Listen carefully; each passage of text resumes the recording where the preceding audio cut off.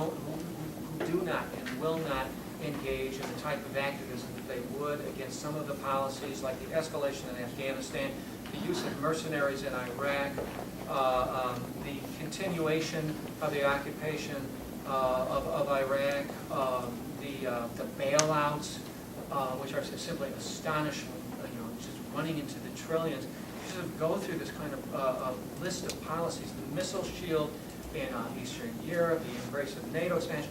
There's this whole list of policies that I talk to people, and I pick up all kinds of indications that people would be resisting these things if a Democrat wasn't in the office, and particularly, but maybe if a Democrat that wasn't Obama in the office. I also find that the Obama presidency, in many ways, is functioning, and I see this in Iowa City, the strangest conversations. It's an Obama-man town. Is in some ways the final nail in the coffin for many white people's ability.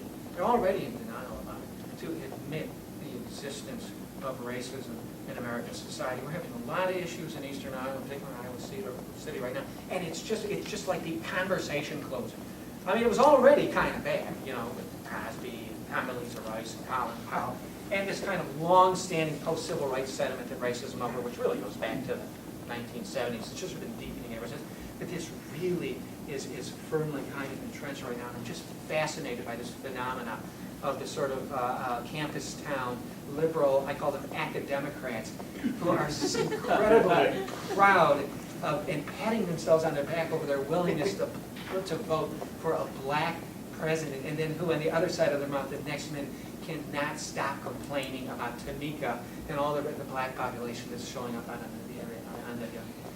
east side of town. So you're saying we shouldn't have elected... I got the last response, then we'll go to the audience. You're saying we shouldn't have elected Obama to be president because it allows racists to say there isn't any more racism. That was the point. So do you see a downside? That's all. Okay. Ladies and gentlemen, may I have your attention, please? The time is now 8:20. The library will be closing in 40 minutes.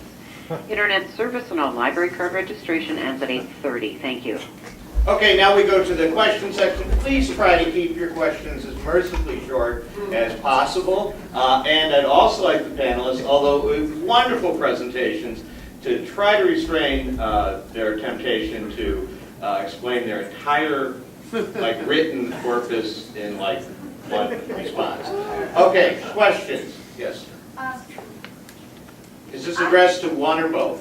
Oh, both. I understood that there were, on Democracy Now!, Amy Goodman interviewed someone who knew a man named Mike Connell, who was killed in a plane crash, who apparently was able to electronically,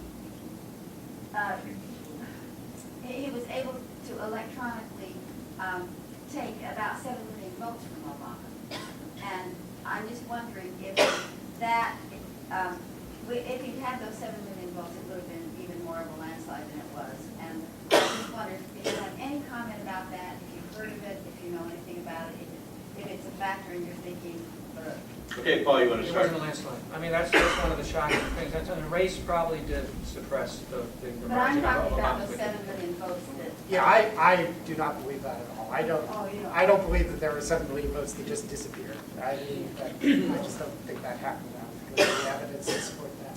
Okay, thank you. Next question. Yeah. Questions and comments.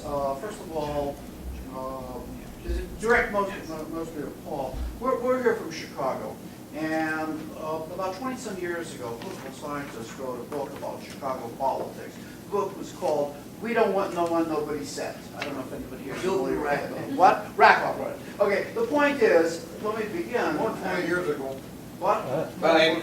Okay, the basic point here is that nobody is going to come through the Daily Machine with anything more liberal, whatever. So, okay, now I happen to have been at that rally in 2002, and I was impressed, but he didn't knock me out of my shoes and all that. And in fact, it was organized with some people that many of us know, Carl Davidson. Okay, so that's the first point. Now, on the question about CIA knowledge, I couldn't believe it, but about 2005, 2006, I somehow got an invitation to a Durban speech, care or better children or something like that. And I am a Marxist, and anybody that knows me knows that I'm a Marxist. I don't know how I got an invitation, but I showed up. And I couldn't believe what Durbin said. It was mostly, ladies and doily kind of comment. He said that he could not believe, when he was sitting in the Senate Intelligence Committee, that the CIA was telling him one thing, and Bush was saying another. This had to do with the weapons of mass destruction, all that stuff. This was absolute bullshit, said Durbin. And Durbin is not a leftist.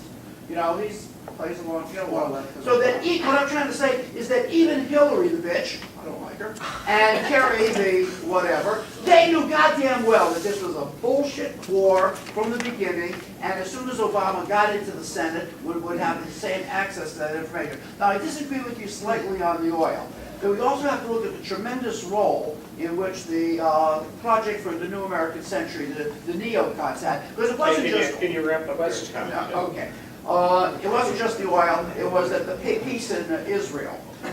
Finally, there was, and then I got one more question. There was recently a thing on the net, I don't know how accurate it is, but basically Obama worked for Business Consultants International between college and law school, suggesting he was working for a CIA front and going to Pakistan. On the other hand, let me say this positive about him. Hey, quickly. He is better on environment, and I think he has changed the discussion on Israel and the Middle East. Okay, responses, quickly. I'll tell you some positive things, actually, since everyone thinks I just completely am negative about Obama. College student loans, he has made some very good policy moves on getting rid of the middlemen. He does acknowledge climate science, the end of the global rule, gag rule, and abortion counseling with federal dollars overseas, and pursuing some nuclear arms reduction. It's a big deal.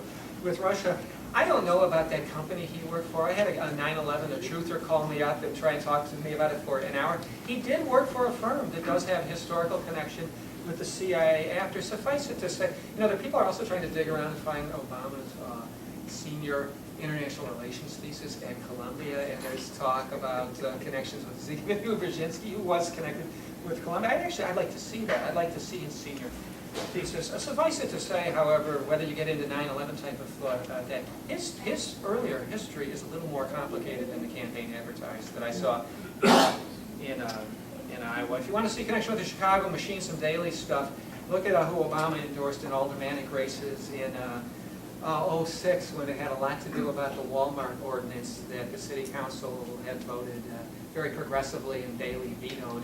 And he did some interesting things in the third wars on the wrong side and the Walmart side. Thank you, Paul. John? Let me respond to it. First of all, I have to say I'm writing a book about Rush Limbaugh right now, and when you call Hillary the B word, you sound a lot like Rush Limbaugh. And you also actually sound a little like Rush Limbaugh because he loves to talk about the Chicago thug and the Chicago politics and this idea that no one can go through Chicago without being corrupted. And really, that's not true. Obama was never part of the Daley machine. He was never an opponent of it. He never rose up against it, which a lot of progressives were upset at, understandably, including me. But he was never part of the machine, and with the exception of the Resco wing of that, he really was never corrupted in any way by it, really touched by it. Okay, other questions? Yes. Yes, I found both presentations very depressing. First, Get a little louder. in terms of making the positive point for Obama, the best you could do is say, well, he's not going to, now you said that several times, and you can fill in this blank. He's not going to be your kind of progressive. That's not who he is. Then you said he is not going to be your kind of crusader. That's not who he is.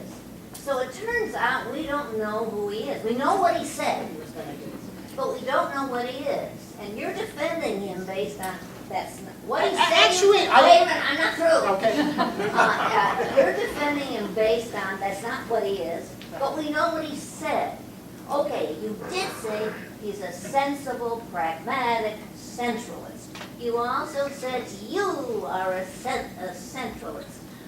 What bugs the hell out of me, central in terms of what? We've allowed the right to define the Democratic Party, pull the center over to their extreme, define centralist in terms of the two ends. Well- What do the Democrats